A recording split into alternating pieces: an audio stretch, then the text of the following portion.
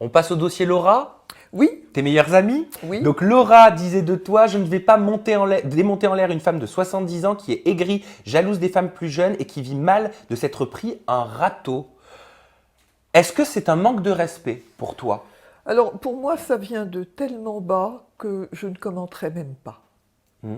Pour quelle raison? Parce que ça t'a choqué? Laura ne savait rien faire d'autre que d'hurler comme une marchande de poissons, toujours les mêmes insultes, c'était récurrent.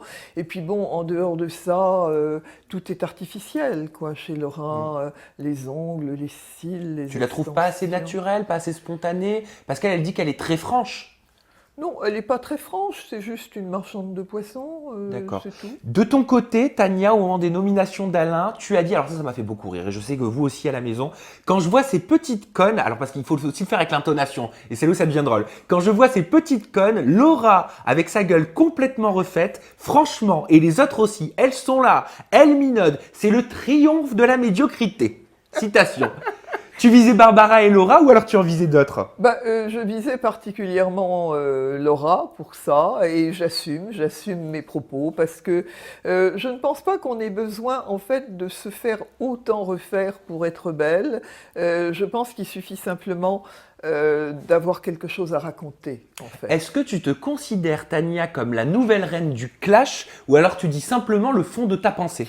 Alors moi j'ai toujours dit le fond de ma pensée, donc je ne suis pas la nouvelle reine, j'ai vécu comme ça tout le temps et ça a commencé en fait dès l'enfance et c'était presque dérangeant hein, parce qu'à 5 6 ans je pouvais balancer comme ça des vérités qui étaient dérangeantes chez Et une ça t'a enfant. jamais causé de problème dans ta vie de balancer comme ça des vérités? Écoute, moi j'assume tout, je suis une femme très franche, je suis très cash et j'assume. Bien sûr que ça peut causer des problèmes, mais l'hypocrisie, ça cause aussi des problèmes. Alors, je préfère ne pas avoir de langue de bois, dire les choses telles que je les pense. Et puis voilà. J'ai l'impression que ce qui t'a dérangé, c'est plus le profil de certaines participantes, au final, que de l'expérience de vivre avec des jeunes. Ça, j'ai l'impression que ça t'a pas du tout déstabilisé. Alors, moi, dans ma vie, en fait, je fréquente des gens qui sont beaucoup plus jeunes que moi.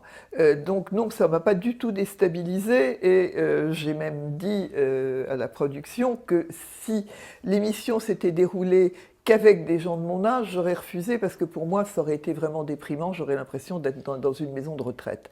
Donc, effectivement, c'était un peu le profil de certaines personnes bon, qui ne me convenaient pas parce que c'est vrai que le profil Laura, Mm. j'apprécie pas particulièrement. Par contre, j'ai beaucoup apprécié Camilla, Oui. qui est une fille qui, à mon avis, a un univers, elle est charmante, elle est respectueuse, on s'est très bien entendu pendant toute l'aventure. Tu parlais des chirurgies esthétiques de Laura en disant que pour toi, c'était pas forcément nécessaire de passer par la case chirurgie. Toi, est-ce que ça t'est déjà arrivé dans ta vie d'utiliser la chirurgie esthétique pour t'embellir ou pas t'embellir, pour retarder le temps, je ne sais pas. Alors, pour le moment, je pense que ça se voit. Je n'ai pas utilisé la chirurgie esthétique pour retarder le temps. C'est pas que je sois contre. Je pense qu'un jour, je ferai quelque chose. Mais je pense que ce qui est important, c'est surtout d'exister, c'est d'avoir des choses à raconter. Et que, en fait, je définis la beauté comme une émotion subjective dont les arcanes sont mystérieuses, mais qui suscite donc un plaisir chez les gens qui nous regardent. Alors comment est-ce que tu fais pour avoir ce corps? Parce que je veux juste le secret pour plus tard, quoi. Bon, alors ce corps-là, quand même, ça se prépare, c'est-à-dire que j'ai toujours fait de l'exercice, j'ai fait beaucoup de danse à une Oui. certaine époque, je continue à faire quand même des exercices de danse, et puis j'ai une hygiène de vie. Mhm. Alors déjà, bon, moi je ne mange pas de viande, Ah, moi non euh, plus. bon, bravo, Pesco-végétarien. bravo, voilà. Et puis, bon, je n'aime pas les corps gras, je n'aime pas donc par définition la charcuterie puisque je ne mange pas de viande. En fait, tout ce qui fait grossir, je ne l'aime pas. Mais je ne fais pas non plus de régime, hein, je mange à ma faim. On va parler d'Alain maintenant. Est-ce que ça va Oui, mieux quand même? non, non, non, Alain et moi, on s'est quittés en froid parce que je n'ai pas souhaité le quitter différemment. Pour quelle raison? Tu te sentais pas pouvoir avoir une relation amicale avec lui? Non, parce qu'au fil des semaines, Alain m'avait vraiment déplu. Alain est quelqu'un qui cherche à plaire à tout le monde, c'est donc tout à fait le contraire de moi. Moi, on m'aime ou on me déteste, mais ça me convient bien comme ça.